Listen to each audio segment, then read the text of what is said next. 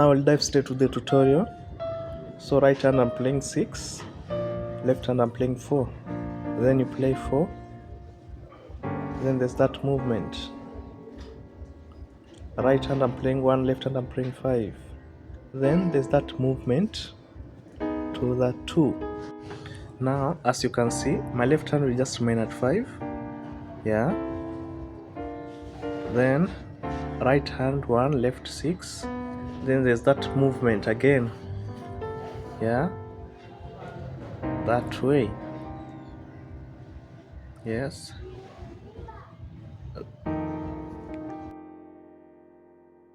Then I will return to the 4, yeah, yes, that passing chord, right hand 1, left 5, then there's this run. Let me play it slowly. 6, that way, yeah, play that run, then 5 left, yeah,